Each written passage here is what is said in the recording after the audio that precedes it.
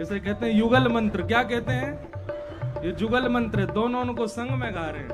राधे कृष्ण कृष्ण कृष्ण राधे राधे, राधे कृष्ण कृष्ण कृष्ण राधे राधे, राधे श्याम श्याम श्याम राधे राधे, राधे श्याम श्याम श्याम राधे राधे, राधे कृष्ण कृष्ण कृष्ण राधे राधे, राधे कृष्ण कृष्ण कृष्ण राधे राधे, राधे श्याम श्याम श्याम राधे राधे, राधे श्याम श्याम श्याम राधे राधे, राधे कृष्ण कृष्ण कृष्ण राधे राधे, राधे कृष्ण कृष्ण राधे राधे, राधे श्याम श्याम श्याम राधे राधे, राधे श्याम श्याम श्याम राधे जय जय वृंदावन वृंदावन वृंदावन, जय जय वृंदावन वृंदावन वृंदावन, प्यारो वृंदावन वृंदावन वृंदावन, प्यारो वृंदावन वृंदावन वृंदावन, जय जय वृंदावन वृंदावन वृंदावन,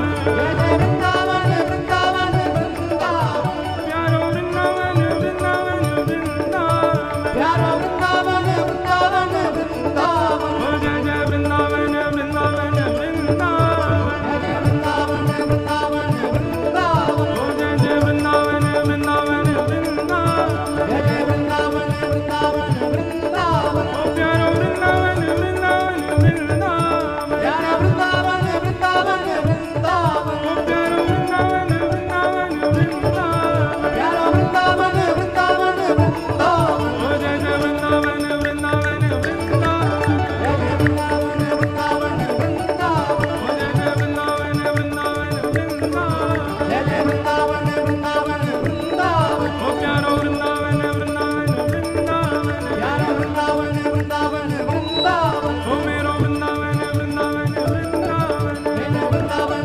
वृंदावन जय जय श्री राधे, जय जय श्री राधे, जय जय श्री राधे।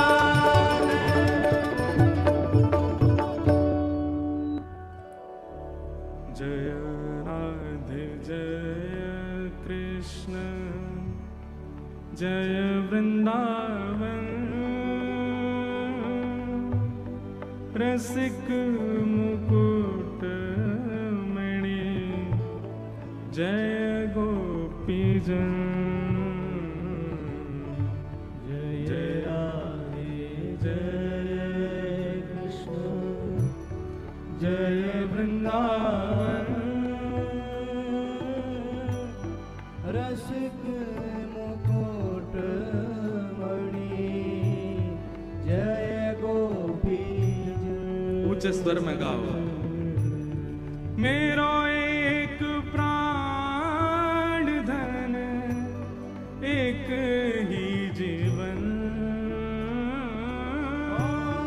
मेरो एक प्राण धन, एक ही जीवन, ओ मेरो एक प्राण धन, एक ही जीवन,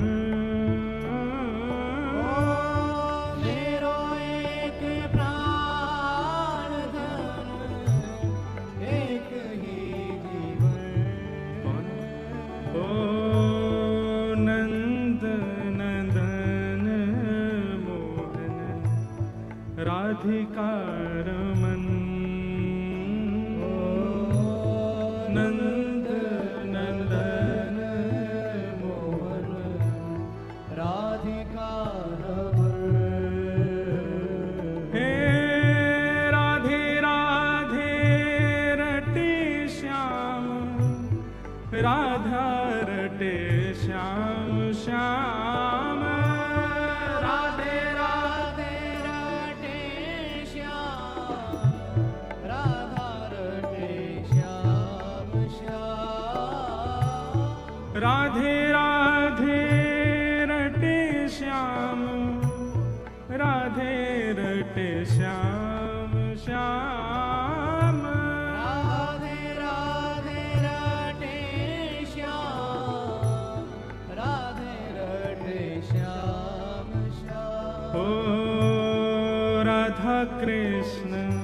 युगल नाम मेरो है जीवन। राधा कृष्ण युगल नाम मेरो है जीवन। जय राधे जय कृष्ण जय वृंदावन। रसिक मुकुट मणि जय गोपी जन। जय राधे जय कृष्ण जय वृंदावन। रसिक मुकुट मणि जय गोपी जन। बोलो वृंदावन बिहारी लाल की जय। श्री राधा रमण लाल की श्री राधा वल्लभ लाल की श्रीमद्भागवत महापुराण की श्री गोवर्धन नाथ की गिरिराज धरण की श्याम सुंदर श्री यमुने महारानी की सब संतन की सब भक्तन की सब विप्रन की समस्त ब्रजवासीन की जलंधर वासीन की पंजाब वासीन की समस्त भारत वासीन की जगत जननी जगत माता श्री गौ मैया की भारत माता की जय जय श्री राम जय जय श्री राम जय जय श्री राधे। द्वारिकाधीश की जय।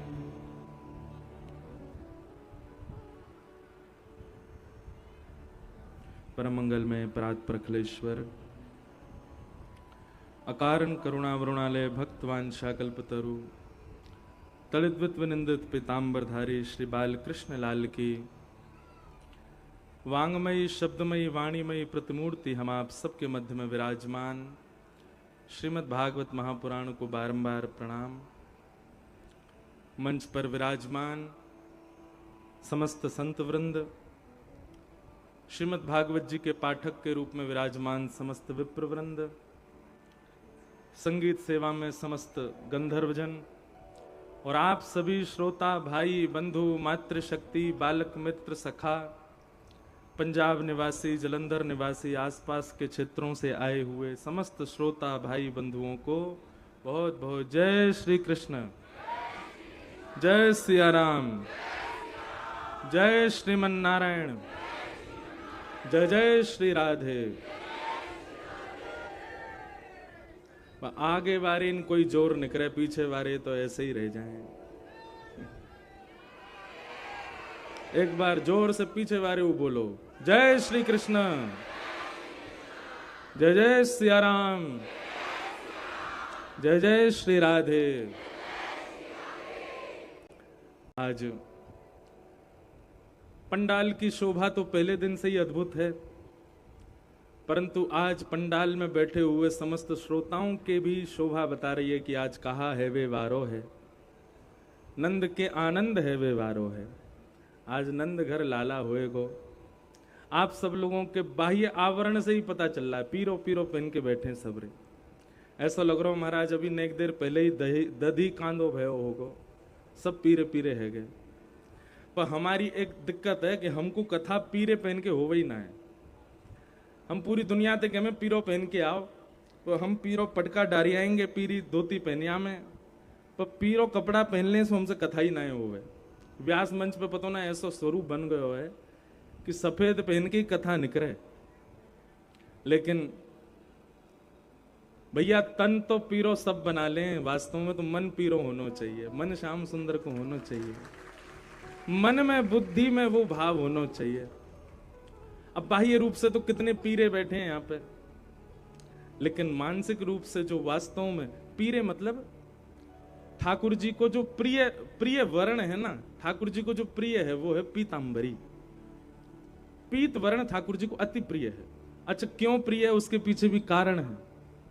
ठाकुर जी बड़े चतुर हैं हमारे, ठाकुर जी को कॉम्प्लेक्शन डार्क है ना, कारे हैं ठाकुर जी, तो यूं लगे मैं कैसे दिखूं सबन को।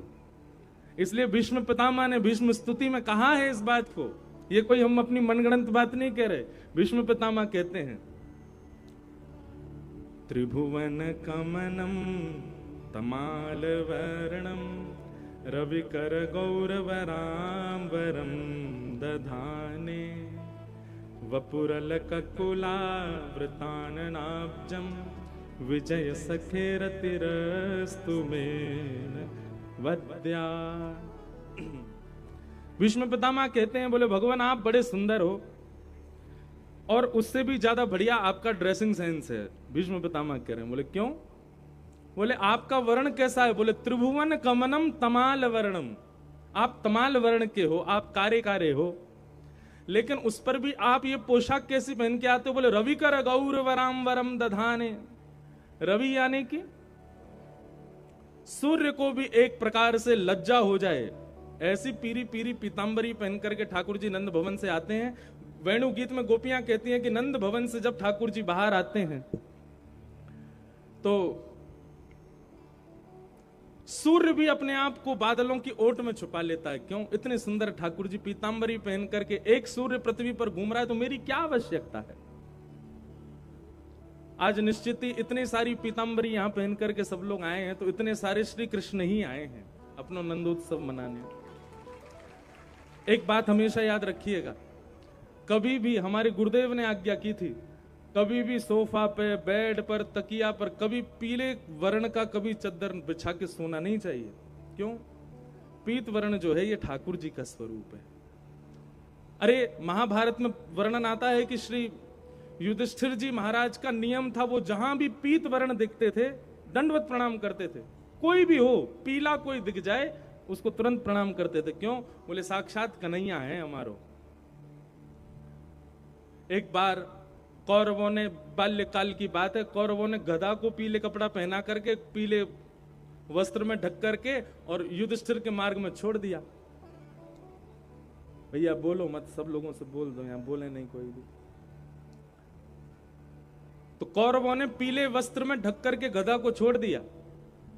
युधिष्ठिर जी महाराज भ्रमण करते करते गए और अपने नियम के अनुसार पीत देखते ही उन्होंने प्रणाम किया। कौरव सब हंसी उड़ाने लगे, देखो देखो गधा को प्रणाम कर रहा है। युधिष्ठिर जी महाराज बोले गधा नहीं है, मेरे लिए श्याम सुंदर हैं ये।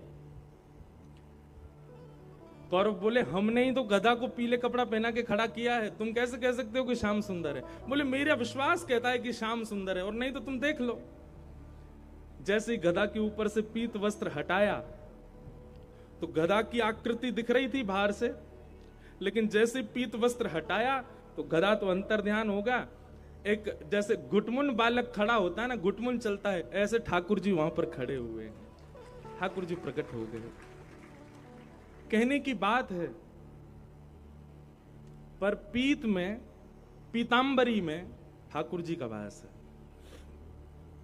अगर कभी आपको कहीं मंदिर जाने का अवसर ना मिले, कभी आपको ठाकुर जी के दर्शन करने का अवसर ना मिले, वृंदावन की बहुत याद आवे, वादना पीरो ही पहन के घूमो और यूं ही विचार करो कि श्री ठाकुर जी आपके अंग से लगे हुए हैं। ये ठाकुर जी को स्वरूप है। तो आज आप सब लोगों का जो स्वरूप है उससे ही पता चल रहा है कि आज नंदोत्सव होने वाला है। मैं कथाओं में कहा करता हूं कि हमारी बाह्य आवरण से हमारी स्थिति पता चल जाए, इसको भक्त लक्षण कहते हैं।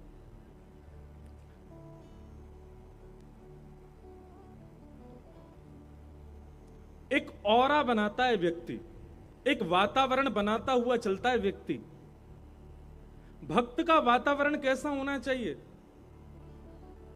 उस भक्त की उपस्थिति से आसपास वालों के चित्त में भी कृष्ण भक्ति प्रकट हो जाए, तब समझो कि वो भक्त है। मीराबाई बहुत सुंदर थी, इतनी सुंदर थी कि महाराज कोटि कोटि नवरत्नों को भी वार दिया जाए मीराबाई पर तो भी कम पड़े, इतनी सुंदर थी मीराबाई। पर मीराबाई का स्वरूप सौंदर्य कैसा था? सामान्य संसार का स्वरूप सौंदर्य ऐसा होता है कि वो देखने वाले के चित्त में भावना प्रकट करता है, देखने वाले के चित्त में वासना प्रकट करता है, देखने वाले के चित्त में कामना प्रकट करता है। पर मीराबाई का स्वरूप कैसा था? इतनी सुंदर थी कि मीराबाई को देख करके यदि किसी के चित्त में काम भी होता था ना, तो काम मर और जाता था, प्रकट तो बहुत दूर की बात है। मीराबाई का जब ब्याह हो गया तो जहां ससुराल था मीराबाई का, वहां संतों की भीड़ लगने लग गई। आपके पतिदेव ने जाकर के संतों से पूछा कि आप लोगों को ऐसा मीराबाई में क्या दिखता है कि आप देखने के लिए चले आते हो। तब सब लोग कहते, बोले मीराबाई का स्वरूप ऐसा है कि उनके रूप को देखने के बाद, उनकी एक छटा देखने के बाद में कृष्ण और प्रिय लगने लग जाते हैं। हमारा आपका स्वरूप कैसा है?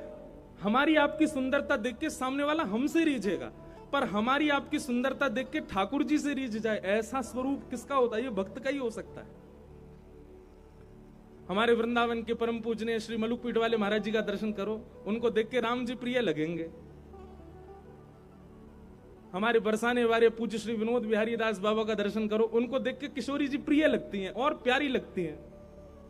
बाबा प्रिय लगेंगे, महाराज जी प्रिय लगेंगे, पर उनका दर्शन करके ठाकुर जी और ज्यादा प्रिय लगते हैं। हमारे परम पूजनीय श्री प्रेमानंद जी महाराज का दर्शन करो, उनका दर्शन करके राधा वल्लभ लाल जी प्रिय लगते हैं। हमारे कृष्णानंद जी महाराज का दर्शन करो, इनके दर्शन करके गैया की याद आ जाती है। कई लोग तो महाराज जी का नाम भी नहीं जाने तो देखते गैया वाले बाबा जा रहे हैं। हमसे पहचान हमारी नहीं है, हमारी पहचान ठाकुर जी से हो जाए। जलंधर में जब आप गली में निकलो तो आपको देख करके सब लोग, ओ कुंज बिहारी वाले भैया जा रहे हैं। आपका नाम नहीं पता उनको, आपका काम नहीं पता, आपका गोत्र नहीं पता, लेकिन आपकी पहचान ठाकुर जी से हो, तब समझियो कि हाँ हमारा जाप जो है, हमारा नाम जप जो है वो अब फलीभूत है। आज वास्तव में आप सब लोगों का स्वरूप ऐसा लग रहा है कि अगर आप यहां से बाहर जाएंगे तो कोई व्यक्ति आपको देखे जो कथा भागवत से विलग है, उसके चित्त में भी कृष्ण भक्ति थोड़ी तो जगेगी। अगर हमारा नित्य का श्रृंगार ऐसा ही हो जाए, क्यों संत महापुरुषों को देख करके ठाकुर जी प्रिय लगते हैं? क्यों वृंदावन के ब्रजवासी देख करके हमको बिहारी जी अच्छे लगने लगते हैं? क्यों? क्योंकि उनका स्वरूप जो है वो किसी लोकजन्य को रिझाने के लिए नहीं है, वो ठाकुर जी को रिझाने के लिए। इसलिए उनको जो देखता उसको भी ठाकुर जी प्रिय लगते हैं।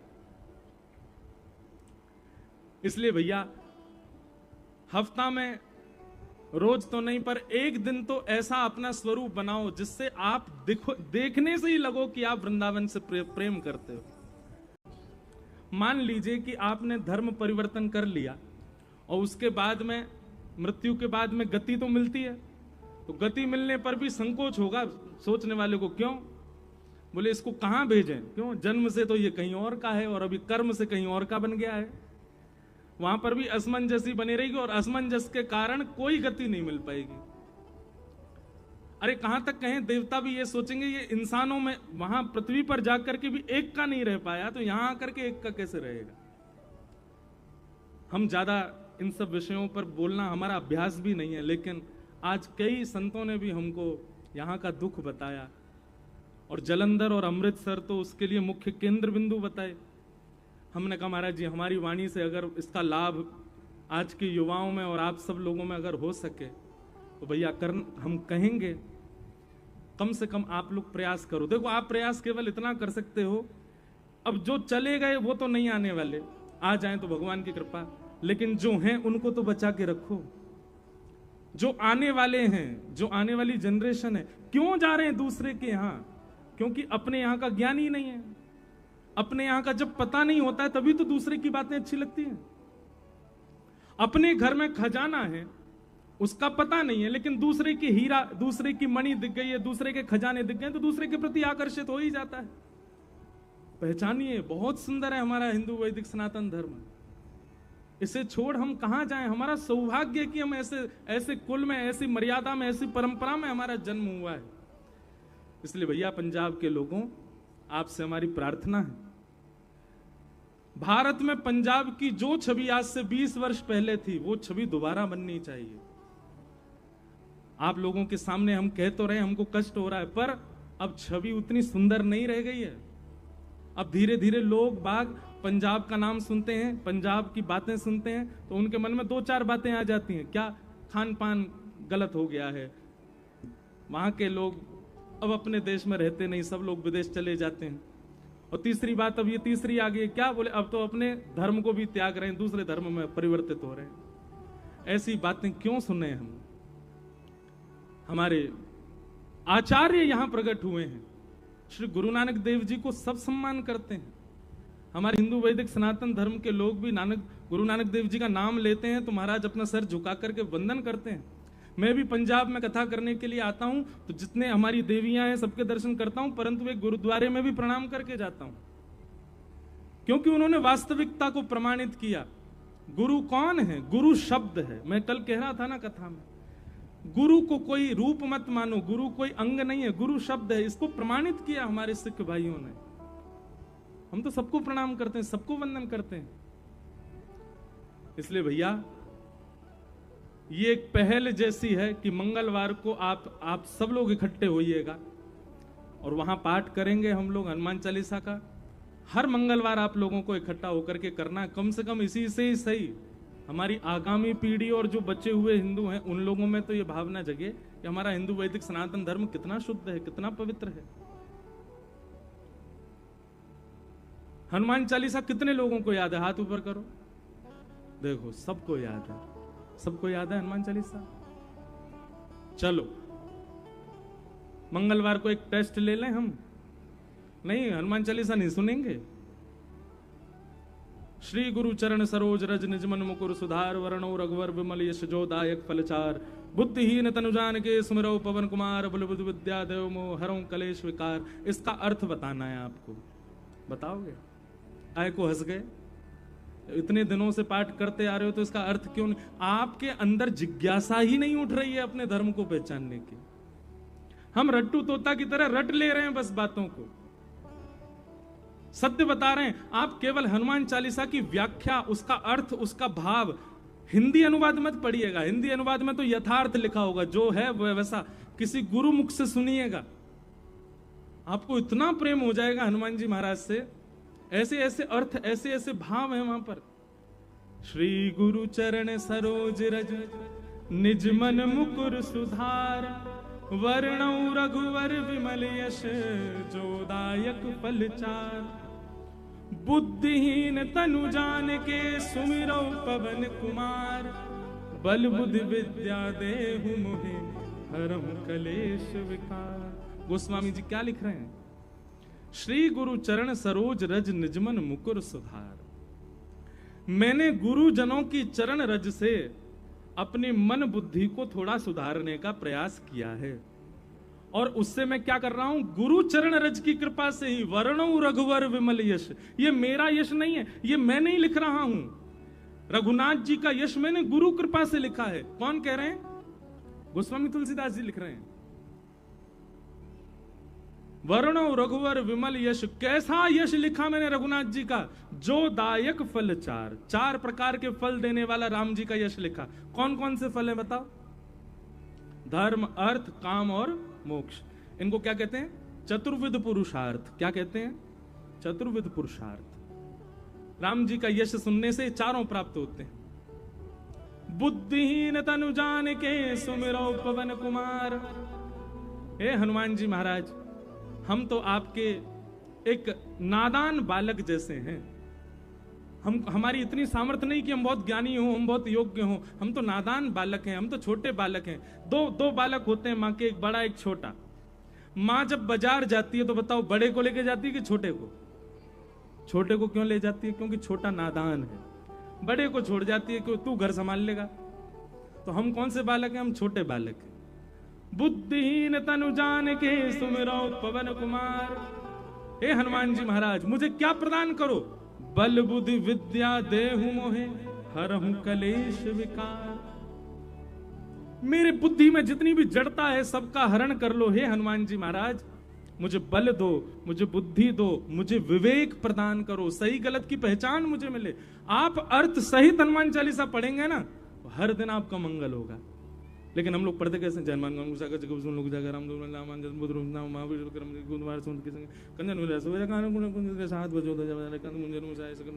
ऐसे थोड़ी करना है।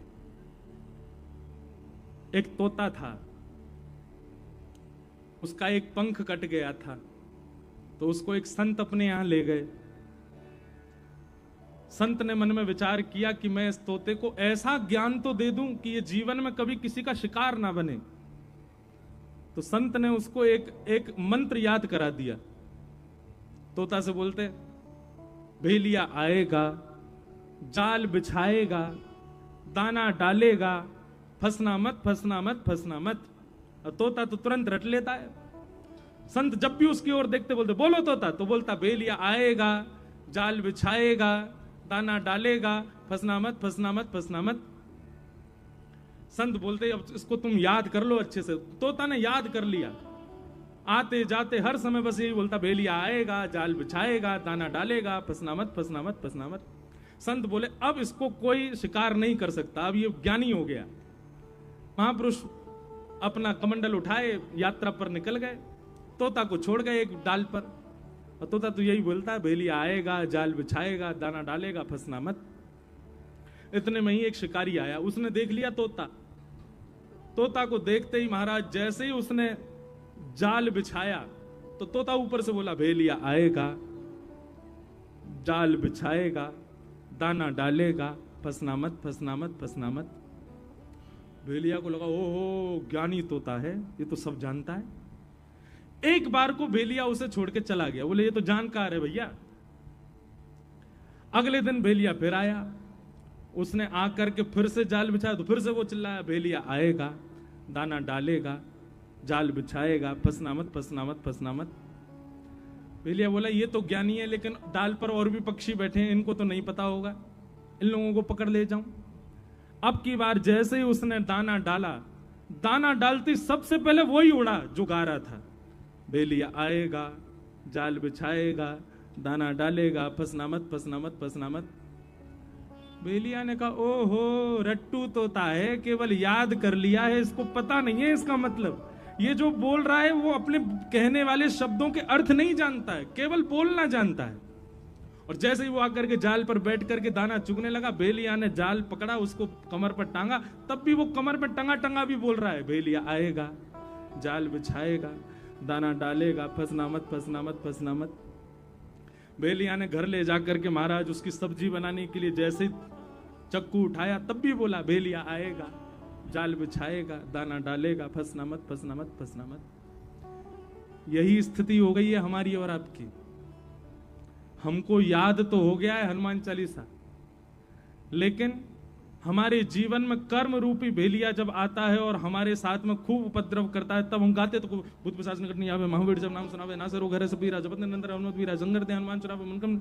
लेकिन कर्म जानता है कि ये इसको मतलब नहीं पता है, ये केवल रटना जानता है, केवल रट लिया है। तो रटने से फायदा केवल इतना होगा कि एक बार आपके दुष्कर्म आपको छोड़ देंगे, ये जान के कि आपको ज्ञान होगा। लेकिन वो कर्म दोबारा जब लौट करके आएंगे, देखेंगे इसने तो केवल रट रखा है, जानता कुछ भी नहीं है। तब उसी के चंगुल में आप सब कुछ जानते हुए भी फंस जाओ। इसलिए भैया ये कथाएं क्यों होती हैं, ये संतजन क्यों अपना गला फाड़ फाड़ करके आप सबके बीच में प्रवचन कर रहे हैं, ताकि आप इन गूढ़ रहस्यों को जानो, समझो, पहचानो। ताकि केवल बाह्य, केवल रटने से काम नहीं चलेगा, उसका भीतरी ज्ञान जो है वही आपके मन को और वही आपकी बुद्धि को शांति प्रदान करेगा, वही आपके कर्म रूपी उस राक्षस से लड़ने का बल प्रदान करेगा। कर्म राक्षस नहीं है, पर कर्म कई बार हमको अज्ञानी जानकर के बहुत प्रगाढ़ हो जाता है, बहुत प्रबल हो जाता है, और उसकी प्रगाढ़ता, उसकी प्रबलता, उसकी निर्दयता के हम शिकार बन जाते हैं अज्ञान के कारण। इसलिए भैया सत्संग रोज किया करो, रोज सुना करो, कुछ ना कुछ नया ही मिलता है आपको। तो उस दिन हम आएंगे, मंगलवार को सब लोग इकट्ठे होना, सुबह 10:30 बजे हनुमान चालीसा का पाठ करेंगे। उसके बाद आप लोगों का नियम है कि आप हनुमान चालीसा अर्थ सहित याद कीजिए, बच्चों को याद कराइए, और हर मंगलवार एकजुट होकर के इस प्रकार हनुमान चालीसा के पाठ कीजिए। और भैया अपने पंजाब को बचा लीजिए, ये साडा पंजाब है, ऐसे बोलेंगे ना, साडा मतलब अपना ना, और ब्रजभाषा हम बोले जी हमारो पंजाब है। कौन को पंजाब है? हमारो। तो भैया या हमारे पंजाब को न बचाओ। हमारे वृंदावन बिहारी लाल के सबसे ज्यादा प्रेमी पंजाब से ही हैं, सब पंजाब से आते हैं। हमारे बिहारी जी को अच्छो ना लगे भैया आप सब लोग या तरीका के व्यसनन में पड़ जाओ, आप अपने कुल मर्यादा को त्याग दो, आप अपने धर्म को त्याग दो। बिहारी जी को कितना कष्ट होता होगा। बिहारी जी को प्रसन्नता के लिए या को करो कि भैया अब जो बच्चे हैं उनको बचाए रखो और जो आवे वाले उनको भी बचाओ। सबको सम्मान करो पर अपने घर के रहो, ऐसी हमारी प्रार्थना। आप सब लोगों को बारंबार प्रणाम।